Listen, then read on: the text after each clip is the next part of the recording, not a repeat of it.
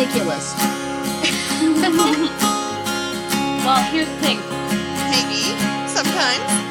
Tell me about this. I want to know more. Oh, yeah. No. Holy cow. We've had a lot of fun. So, Catherine, can we get a hedgehog update? What's happening with the your tiny house guest? Our house guest. He's good. He's, he is surprisingly entertaining for something that really doesn't move between the hours of 8 a.m. and 8 p.m. Oh, wouldn't you like that life? Right. I have cats. They do that. Yeah. He does seem to like, taking walks in his ball. We have the big hamster ball thing. Uh-huh. And he was out gardening the other day, wasn't he? Yes, he kept my son company while he was weeding and digging. But actually, when my son took him outside to garden with him, he put him in the ball, and then he, stopped paying attention to him. And I came outside, I'm like, where's Rory? And he was nowhere. And we were both completely panicked. I'm like, oh my God, he got out of the ball. He got the ball stuck somewhere, and then he got out of it, and we will never, ever, ever see him again. But he had just walked so far inside his ball. He was still in the yard, and he was still in the ball, and all was well. But it was a very scary couple of minutes until we found him. So, because he needs to be supervised while he's in the ball, because if he somehow, because once in a while the top just falls off of the ball, so you gotta be careful. So wow. And my husband has started reading up on hedgehog, enrichment, and he. You reading the great works of literature to it, or no, toys and things that they might want to play with, zoo animals when they give them toys or they put their food in ice or whatever, they call it enrichment because it's an activity for them. So he's now purchased a couple of those plastic jingle ball things that you give to cats. Yeah. For the hedgehog. He's put a paper towel roll tube inside his enclosure for him to play with. So, not too much evidence of him actually, but sometimes we notice that the thing has moved around, Wow. in the morning. So there you have it. Hedgehog update. Oh, yes. and we gave him a bath. We did give him a bath, and that was pretty fun. So I think we'll do it again because he turns himself into a boat and floats around on his back. Oh my God! You have to take a picture. that is very cute. I have pictures on my Insta story. Yes, I have a highlight on my Instagram that is all Rory all the time. So you can. No, really, yes. I haven't seen it. Okay, I'm gonna go check it out. Yes, I have it archived on there, so awesome. we won't miss out. So. Perfect. We also have some very special non-human guests in our home. About 1 million of them. Oh, no. The ants are back in my kitchen. They were there when we had the window open because there was no air conditioning. And I was sure that's what it was because we closed the window when the air conditioning started working and they were gone. And I was so proud that that was the situation. And then the other day, oh my gosh, they're everywhere. And last night they colonized our recycling bin. And we're just getting very busy with juice bottles that probably were not quite rinsed out as well as they could have been. So, yeah, I looked up your link to ant traps again, Nicole. We're thinking about it. You need them. I mean, they work wonders. They will be gone. They will be gone within hours, and you'll never see them again. I'm still doing the scalding hot water on a paper towel treatment that we did when I was in college. But, and it works, but it hurts your hands and they come back.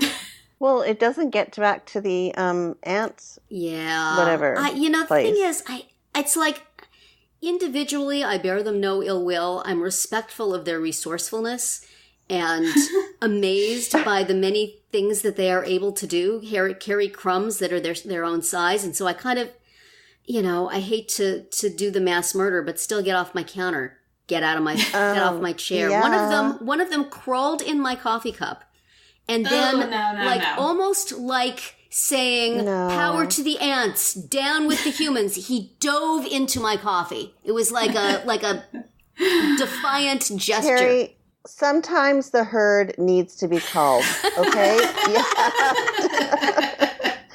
gotta do. I know, but I feel like the villain in the ants story. I'm telling you, get those little ant baits. You'll be set for life. Where do you put them? Pardon? Because you can't put them in the kitchen, because then the dog will eat them, right? No, because it's a tiny little... You can actually it has a sticker. You can stick it on a wall if you want to. I think you underestimate my dog. Put it up on the counter, put it on the counter, toward the back where the dog can't get it. But it's like poison, isn't it? Do I want it on my counter? It's in a little plastic container. I know I'll have to do it eventually if they don't go away, but couldn't I just talk to them? You guys? Bite the bullet. You're not going to get rid of them otherwise. There's lots of crumbs next door. Go check it out. The next house. You can knock yourself out with every other method under the sun. It's not going to work. Trust me. I live on an old orange grove. I mean, the dirt here, there's ants everywhere. Yeah. And we've been using these bait traps for years. They're amazing. Thing is, I see the ants crawling through a crack by the window, but I don't see them crawling on the outside of the house, so they must be all in our walls, right? We're just and so if you x-rayed our house, we would be crawling with ants. So you put some outside around your house, and then you put some near the window, and they'll take it back to their little nest. I'm going to leave them a note saying, I did not mean you harm. This was all Nicole's idea. So then all the bad ant karma will go back on you. And I will send you a sympathy card, and you'll get over it.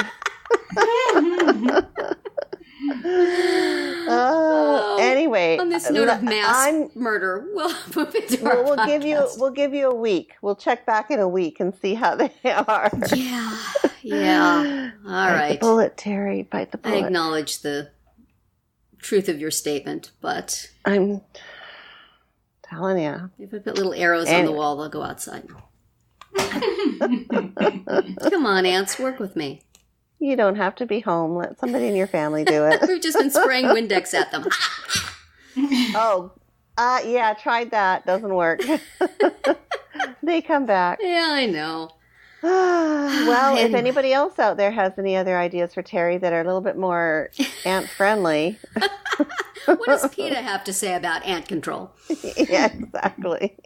Say, share your home with the ants, is what they say. Yes. Well, I think there's a place and time for them. The land was theirs first. Outside. The land was there. The indigenous ants belonged to them. Okay. We need to get this rolling. Yes. Hello, and welcome to Parenting Roundabout, a weekly podcast about the things that parents are talking about, obsessing about, like ants, and complaining about right now, like ants. Yes. I'm Nicole Eredics, and with me today are Catherine Haleko. Hello. And Terri Morrow. Oh, there's one ant. Now there's 2. There's 5. There's 10. There's 50. Today on the podcast, we're going to talk about irrational anger on our speed round, shout out some stuff we like on the Roundabout Roundup, and do some shameless self-promotion. But first, it's Name That Tune. Catherine? Yes, So on a recent episode of the Hamilcast that featured Alex Lacamoire, this is a podcast about Hamilton the musical that Terri and I both listened to. So they did a lightning round of song choices. So we are going to do the same, but we have adapted, like theirs were, workout song, breakup song, that kind of thing. Mm-hmm. So we are going to do parenting and family related version of this. So it's inspired by it. It's not directly stolen. So I will say a category and then you give me the song that you think of, and don't overthink it. Just what pops into your mind. So okay. I hope you didn't spend a couple hours going through your iTunes. Maybe we did. We'll never tell. That's right. Okay, so lullaby or a song that you sang to your kids when they were little. Oh, that's easy. What's yours? Lullaby and Good Night. What do they call that? Brahms lullaby? Yeah. Oh, yeah. Mm-hmm. Yeah. The standard. That was the go-to. Yes. I didn't know the lyrics. I just mostly hummed it, but it sounded good. I made it up. How about you, Terry? Oh, I don't remember if I ever sang the Brahms lullaby to them. I don't remember, but I did have a song I used to sing to my son when I was changing his diapers. Yeah. And it was to the tune of a country song, which, darn it, I can't even think of the tune of it now. I certainly can't sing it because I wouldn't do that to y'all. But I had, personalized lyrics that were specifically about him. I had set his name to this tune and, how much I loved him and stuff like that. It was really very sweet. I try to sing it to him every now and then now, and he's, mortified. His friends might hear from their homes several miles away. Of course. That's pretty much what he does with all my song selections. The ants might be the ants might be taking messages back and forth. But at the time, it was very sweet, and it's one of those things about having a child in diapers that I kind of miss because it's that enforced closeness, and it's when they're too young to really complain. And they have to lay there and have their diaper changed. They really don't have a whole lot of choice. So you can do anything. You could say anything. You could sing. You could do whatever. It's a little personal one-on-one time. Right. Mine was probably You Are My Sunshine. I used to sing a lot. And then my son, when he was about 2, had a very long Lion King, the Broadway musical phase, where we had the soundtrack and we had the picture program, where it just has big photographs. It really doesn't have any words. And we had to look at that every single night. Yeah. But there were certain songs that we had to skip, scary hyena songs. But he loved The Morning Report, where the little bird is this is the morning report. And the bird... I don't know that one. It's probably not in the movie. I think it's only in the Broadway show. Okay. And he gives the report on what's going on with all the animals. And so we had to sing that. I would get into Christmas carols, if desperate times would call for desperate measure. Yeah, I think I remember The Bear Went Over the Mountain, over and over again. Yes, that was my husband's very frequent choice. So okay, so let's go on to the next song. A good song for family dance party. So if you're going to play some music and get everybody moving, we have been known to have some Red Hot Chili Peppers going, which is probably not appropriate for young children. But I know I have a video somewhere of my son doing some Red Hot Chili Peppers. And it could be, the Wiggles. I don't know.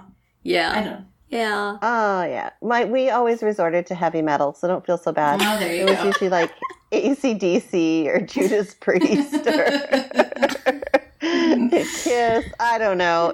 It was whatever was on my husband's iPod. Right. Excellent. I love it. Yeah. My husband is not so much with the music and the dancing. And so I think that any dance party in our home would involve my husband just sitting it out and going to watch a ball game, my son going, "You're embarrassing me," and my daughter and I bopping around. Yeah. But I do remember one very fun time in the Uptown Funk era where we were we were in a minivan and my son's friend was with us and he really liked that song. And so I found it on my iPhone and I just played it over and over and over again. And Vinny and I had a good time anyway. We were dancing in our seats. So my daughter has specific music that she likes for dancing too. So we're sort of an individual dance party sort of family. Everybody go to your room and bop to what you want to bop to. Right. Very nice. Okay, so that segues into our next one, Terry, which is a road trip or in the car song. But I have a different answer for that one. I realized as I was telling that last story that I was getting ahead, but that was a dance party. My son and I, for some reason, I think I found the Tom Petty Damn the Torpedoes CD on a bargain rack at Barnes & Noble. And I bought it because I like Tom Petty, but I didn't have a lot of his stuff. And we played that in the car all the time. We still play that in the car all the time, though now I play it off of my phone. But that just got to be my son's and my car music. Nice. So, other times, other car trips, we would play all sorts of different things. But when it's my son and I in the car, it's Tom Petty. It's Tom Petty. And Damn the Torpedoes. The other day, my son, we went a little off chart. He said, why don't you play the iTunes Essentials for Tom Petty? So we did that. Ooh. But I guess Tom Petty is not embarrassing to his friends. So yes, we have something we can listen to what's together. What's that song? And I'm free. I love that song, yes. Down Ventura Boulevard. Yes. Doesn't that bring back memories? Yes, I was just telling him the other day, every time we hear that song, I probably tell him, this reminds me of when I lived in the Valley. Yeah. And I went down west on Ventura Boulevard, and I lived near Reseda. And Mulholland is this song. So, yes, I know. That brings back memories. I like that song. It's satisfying on many levels, both geographically and also just that chorus is very sing-alongable. Yeah. Yes. Especially when one's friends are not around to be embarrassed. So, excellent. Wow. What do you guys listen to in the car? Well, is yours heavy metal again? No, actually, we then now, when we're in the car, we resort to pop music. So we go to like Katy Perry, like You're Hot and You're Cold, and like anything you can belt out, like Adele, or nice. you gotta have a chorus that you can just belt out really loud and together. Excellent. Yes. So it's usually songs that are not necessarily in the top of the charts, but have been at one time, and that we all know the words to. Mm-hmm. Yeah. So, anything like, I just did a 9-hour road trip when I was in Australia. So I can't believe I'm like forgetting the songs that we played, but we sang almost all the way there and all the way back. That's so fun. That's I'm fun. flashing back to a road trip in my 20s when my friends and I sang Copacabana at the top of our voices. Oh, yeah. Yeah. Good times. That is good fun times. stuff. I think ours is probably still Hamilton, if you're looking for something that will engage the entire family. Because if you have family who I know you be do engaged, you do not have this. This is getting into that next question. Our next question for me. So yeah, the whole for a while, my husband was a holdout on Hamilton, but once we actually saw it, then he became more willing to actually listen to the music. So I've spent this much money on tickets. I might as well listen to the soundtrack again. Right. So he's better now about that. So, and I think the mixtape is fun too, because it's fun to sing along with the mixtape. So yeah, you need to get the Hamel drops in there too somehow. Oh yeah, there's some. Really I could go for Burn. Drops. That First Burn. I could sing that at the top of my lungs. Yeah. And it would be fun to sing the Benjamin Franklin song. Yes. You let your kids sing the Benjamin Franklin song. I played it for my son a couple of times. I'm like, just so you know, this is what's going to happen in this I find song. curse words to be excellent for singing out loud in the car with kids. Yes. Brings them right into the game. Right, yes. Mm-hmm. Which, the other song that I personally love to sing, it's like a good treadmill song too, is Song for the Dumped by Ben Folds 5. Oh. Do you know that song? I don't know that, but I'm going to look it up. Because there's a big part where it just goes, F you too! So that's a good one. But that sounds fun. Okay, so let's do song to annoy your child with, since for Terri that may be. For me, that is totally the Hamilton soundtrack, because I love it. And there was a time when I just played it over and over and over again, and everybody in my house they start from a level of uninterested, and so it's a pretty quick, it's a pretty big drop to actively hating. My husband, talked to my husband about developmental terms and parenting special needs stuff that I've read about and stuff. So he accused me of perseverating on the Hamilton soundtrack. I'm like, do not use my words against me. That was a fight. But I just like it so much. So I've toned it down. I try not to listen to it, or I try to listen to it with headphones, and they tease me every now and then about, I know what you're going to go listen to now. We know what's behind those headphones. Come on, it's so good. They cannot even, I even tried playing, what's the one with the Southern Bleep Democratic Republicans? Is it Yorktown? I can't remember. No, it's not Yorktown. Well, Yorktown has something too, but there's the one where that's I get. I get back up again. Yeah, I know which one you mean, but I can't. Anyway, I've tried playing that at full blast to get my son interested, but no, even curse words will not get my children interested in Hamilton. I'm so disappointed. So, so that pretty much irritates and annoys and makes them roll their eyes. And yet, Mama enjoys it, so she's going to play it. I think that for my my son and I can do pretty well. Like, he'll listen to the Broadway channel with me, or we will listen to Hamilton together or whatever. But my 16-year-old, if I put it on the pop station and then try to sing along, she's like mortified. Oh, isn't that awful when your kids don't want you to sing along? Yeah.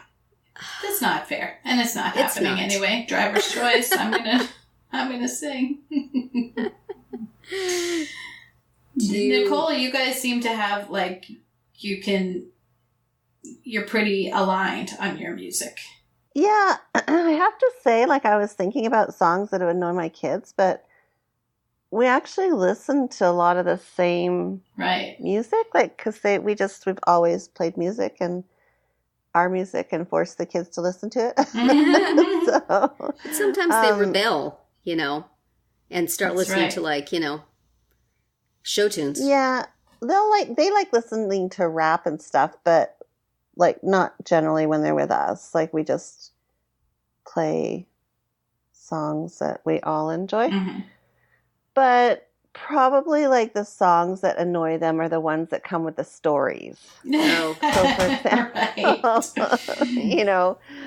that one concert we went to, and then we'll play the song, or repeatedly I'll tell them, why Joshua is named Joshua, and then I'll play the song, YouTube, or not, the YouTube album, Joshua Tree, and so that's You've the told stuff that story on this very podcast. Exactly, I did. So that's probably what annoys them the most, or we listened to this song and we had this this party in university, and they don't. Yeah, that's the stuff that bugs them. They're just come on, get on with it, let's just play the song. Okay, you were never young, don't pretend. Exactly. You've always been old. But I have to say we're pretty much on the same page with music. There really isn't too much that annoys them if I put it on the radio or on, if we play it. Nice. So yeah. Well, maybe this ties into our discussion of songs and what irritates our children about the music we like.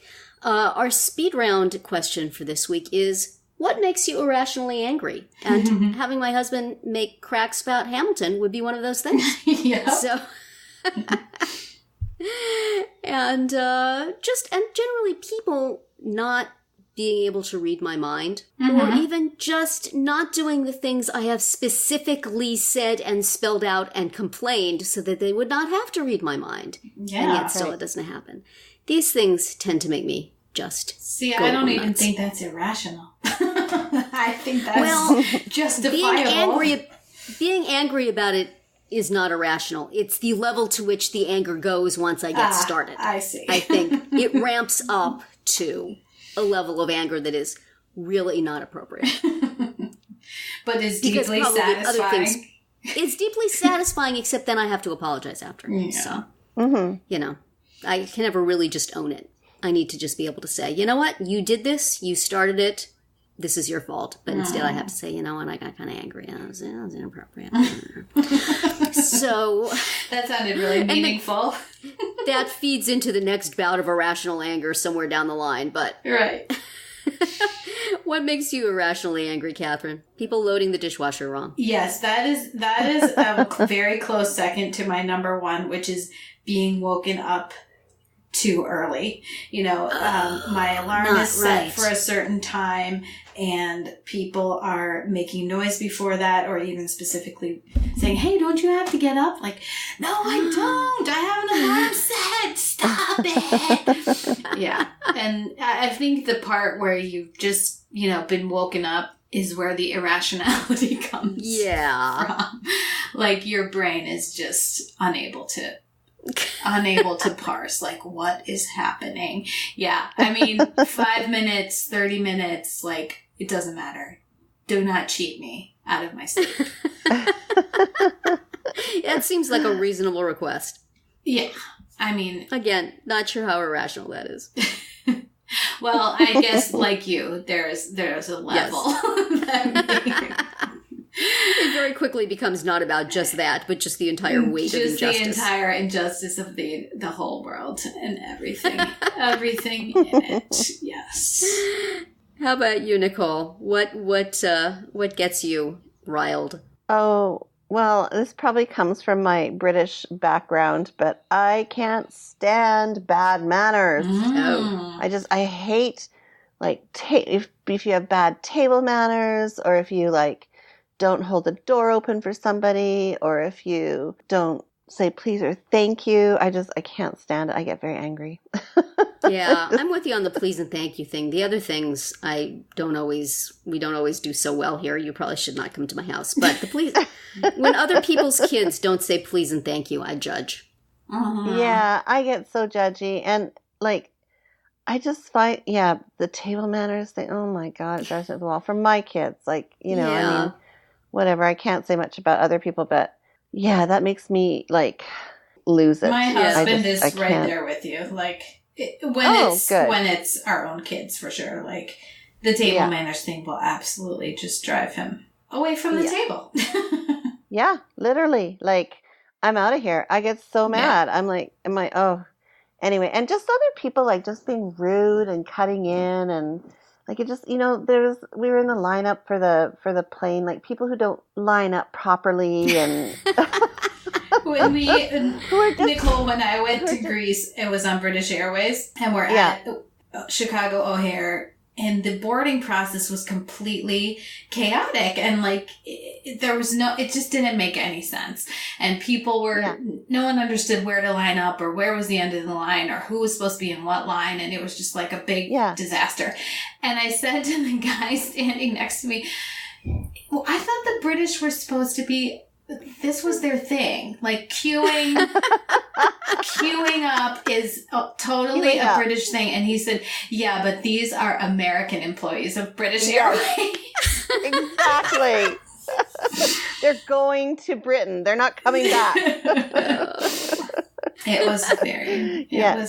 They know how to queue up.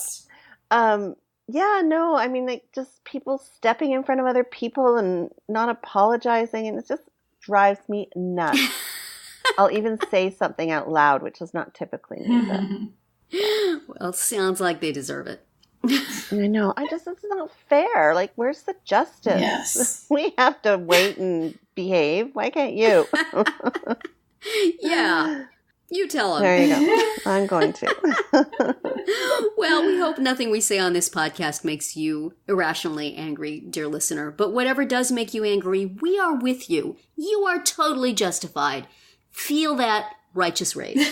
And remember that you can hear a new speed round about something we're annoyed with or talking about every Wednesday through Friday. Hi, we hope you're enjoying this episode of Parenting Roundabout. We're not one of those podcasts that's trying to sell you websites or mattresses or meal kits. I mean, we totally would, but no one's asked us yet. There is, however, something you can do that costs you nothing, but will put a little change in our pockets. Listen to our podcast on the Radio Public app. Download the app to your iPhone or Android device and listen to Parenting Roundabout there, and we'll get paid for each listen. Plus a little more if you listen a lot. We think you'll enjoy listening to all your podcasts on this app, but if you could at least listen to Parenting Roundabout there, we'd be very grateful. Now, back to the episode. So, now we are going to bring you some things that we have read or seen or used recently that we want to shout out and share with you. And I know what I'm going to say this week. Yeah, good. But you guys go first. Okay. Not me. I'll go first. So I'd been hearing about this book, and I put it on hold at my library, and I waited several weeks, and I finally got it. And I read it in just a couple of days. It's called Educated by Terri Westover. And she is a woman who was raised in the mountains of Idaho by, like, a fundamentalist, doomsday prepper, never went to school because, that's how the government gets you. Family. And she got out, she taught herself enough to, take the ACT and get a good enough score to, get into BYU. And so she went, and eventually she's now earned a doctorate, and it's her memoir of this growing up and how difficult it was. And, some of her family members were very abusive, and it was gripping, this story of how she dealt with it and how she's still dealing with it, like the aftermath of, because by getting out, she basically had to cut off the family, because they refused to have anything to do with her anymore. So she has 6 brothers and sisters, and like 3 of them she's able to communicate with, but not the parents and not the other ones. So, and what's the book called? It's called Educated. Okay. By Terri Westover. I feel like I've heard about that. I must have heard about it on another podcast. It got a lot of press, for sure. It's been on NPR and been discussed a lot. So yeah, very interesting. Well, I'll shout out this week Weight Watchers, which has once again sucked me in to its monthly fees. I've had an on and off relationship with them because I originally, a couple of times I have lost weight with them, and then it's been really hard to maintain it, or they keep changing their plans, and one plan works for me and one plan doesn't. So I had gone off it for a while, and, even though I know basically what I should be eating, somehow I need the fact that I'm paying money every month to pressure me into actually doing it, apparently, and the app in which I have to enter everything. So the time came when I felt like I should go back onto it again, and they had this whole new freestyle thing, and I was not sure how that, because I'm in the situation of, and I feel terrible saying this because you go onto their community thing, and it's all people trying to lose huge amounts of weight and really struggling. And I have a small amount of weight to lose, but I am a small person, so it is not easy to do. You have to really, really, really cut. And they try to make the plan easy by allowing you to eat all you want of certain things and giving you a lot of points, and you can roll over points and you can use fitness points. And I've found in the past that if I use all of those extra points, I don't lose weight. So I've been a little leery of it, but I'm in week 3 now, and it seems to be working pretty well. And the new way they're doing things is pretty easy to keep up with and to do. And I like all the large amount of free foods. And so I am cautiously optimistic and liking it. There's a few little glitches on the app that I'm not happy with, but generally it's been easy, and it syncs with whatever you're using to measure your footsteps or whatever. And so it automatically feeds those points in. And so I'm back. If anybody else is there, if you know how to use that community thing, I'm probably there someplace to find. But in the meantime, hopefully I'll have a good experience this time around, and then feel like I know what I'm doing and quit it again. But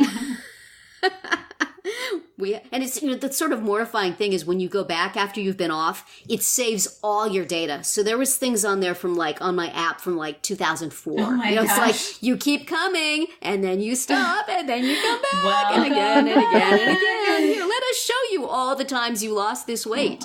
Remember this time you lost the same weight? Remember that time? So I deleted. I had to delete them one by one. There was no way to delete them all, but I did. Fresh start. Fresh start, Weight Watchers. Don't nag me with that old stuff. Anyway, so what's your thing that you were proud of, Nicole? Well, not surprisingly, I am going to shout out the Advion ant bait stations that I have used very successfully to keep the ants at bay. Oh, I forgot that when we were talking about irrational anger. I could use that.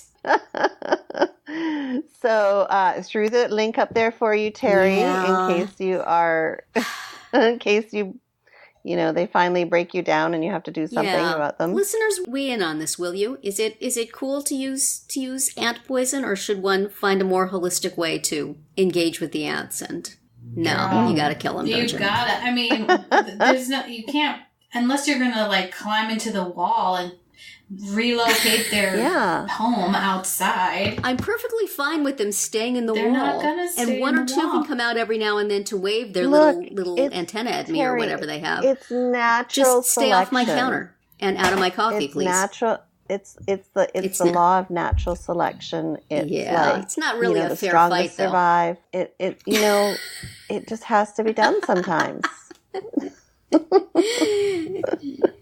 It's okay. I know. It's the circle of life. Getting over my guilt. They're gonna crawl into my coffee one too many times, and then it's gonna be on. But You're gonna snap. So you should be ready with the bait traps for that moment. I guess I should. I guess I have philosophical problems, but my dog will go out into the yard and kill a groundhog. Could she just go in and lick the ants off the wall? Would this be an option?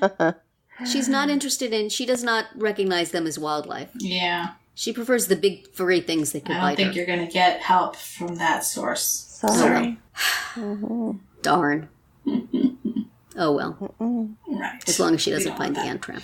So now we will move on to our final segment today, where we do a little shameless self-promotion and direct you to some things on our sites that we think you should take a look at.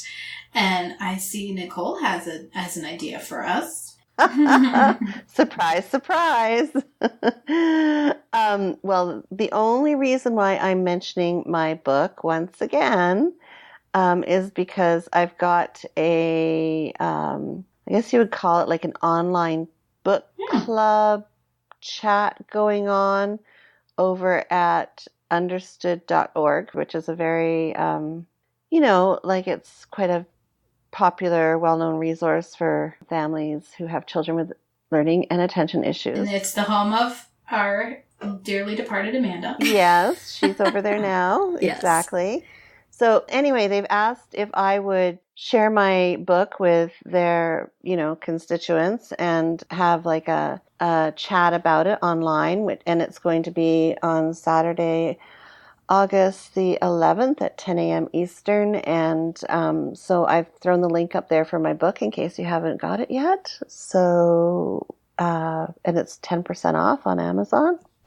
And grab the book and join me at understood.org on Saturday, August 11th at 10 a.m. Eastern. And we will chat about inclusion. Yay. So there you go. Sounds good. Good. Yeah. Terri, what do you have? Well, I have not written anything recently, but I did want to mention that something I do spend a lot of time each week doing is our little pull quotes from the podcast, which you may see go by on Twitter in large, endless streams of little colored graphics. But if you want to just sit for a time and calmly go through them and remember all of our many bon mots, you can go onto the photos section of our Facebook page. And they are all there in albums. You can just keep hitting that arrow, sing the next one and the next one, remember all our wonderful podcasts, and kill some time in a very enjoyable way. And don't we all need that, really quite a lot? Mm-hmm. Well, I also don't have anything super new to report. So, although I have a bunch of things that are in the pipeline at highlights. So I will just mention my Pinterest board that has basically all of my clips from the last couple of years on it. So if you've missed any podcasts where I have mentioned something, or if there are things on there that I forgot to mention, they're all there in one place. Excellent. Over on Pinterest, and we'll put up the link to that. All right. Well, that's it for this week's episode of Parenting Roundabout. We hope you enjoyed it and that you'll join us every week. You can listen to podcast episodes on Radio Public or download them from Apple Podcasts. Please subscribe so that you get all of our podcasts and mini podcasts. You can also follow us on Twitter, where I am at Nicole Erdix, Catherine is at C. Haleko, and Terri is at Momitude. You can also follow the podcast on Twitter at Roundabout Chat and look for us on Facebook, Pinterest, Tumblr, YouTube, and Instagram too. Best of all, stop by our podcast page at parentingroundabout.com and read recaps, find links on everything we've mentioned, and talk back in the comments. Thanks to John Morin at johnjmorin.com for providing our in and out music. And I wish everyone a great week.